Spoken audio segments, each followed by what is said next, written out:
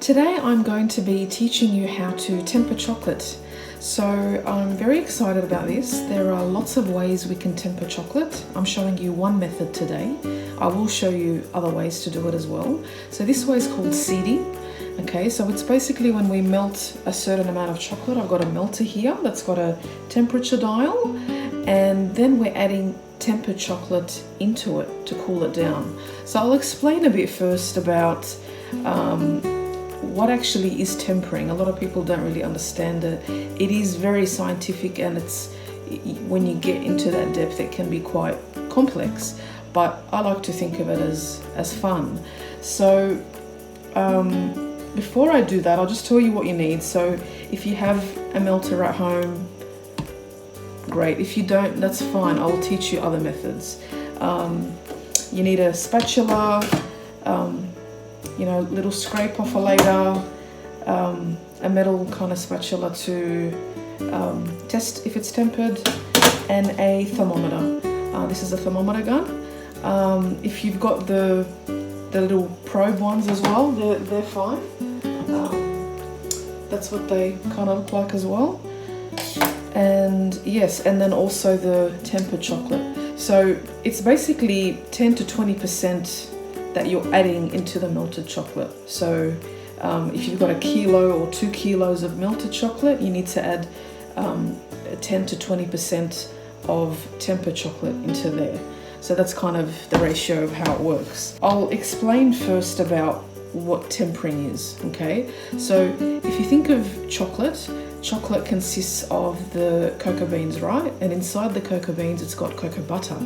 So the cocoa butter comprises of 6 or 7 different crystal types, okay? They're structures of crystals that we are trying to align. So if you think of tempered chocolate, you look at a chocolate bar and it's glossy, you snap it and it does the, we say that's tempered. Why?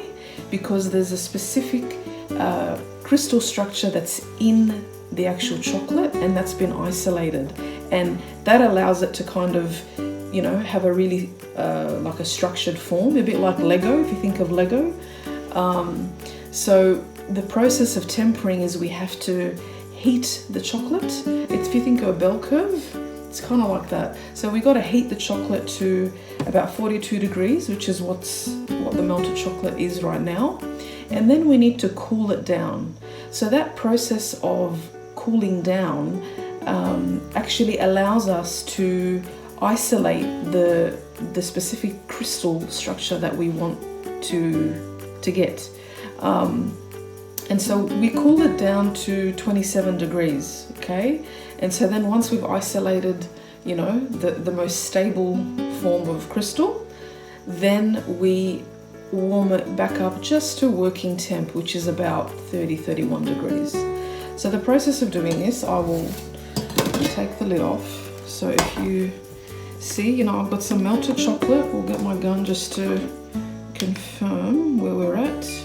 So that's 41 degrees. Okay, so that's where you want to kind of have the chocolate melted. Okay, make sure it's thoroughly melted.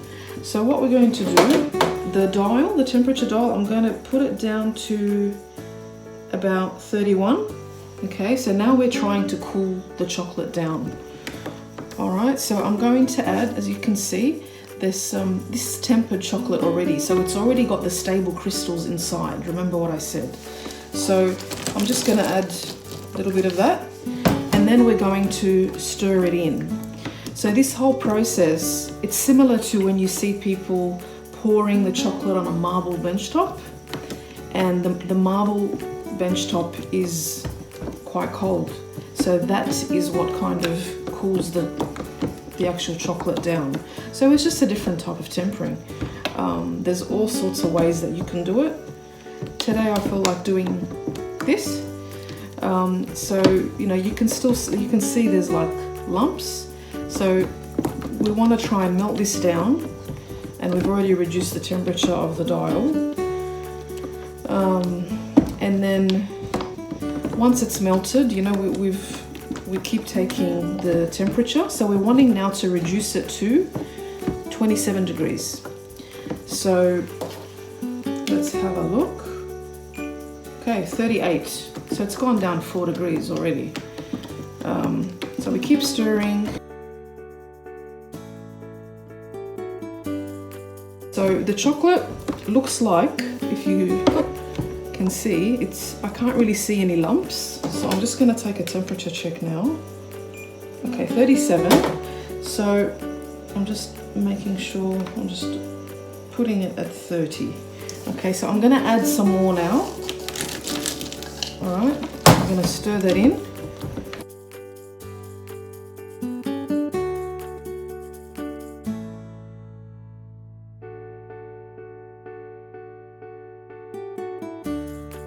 Okay, so we've tempered our chocolate. We have stirred in the tempered bits and all the lumps have been melted into it.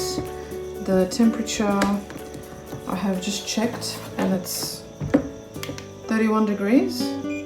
So for dark, you'd go 32. So the way to check if the chocolate is tempered, you'd get like a metal spatula or a knife and you just tap the edge and get some chocolate on it, and then I will just tap just to get an even spread on it, so then you kind of see like that.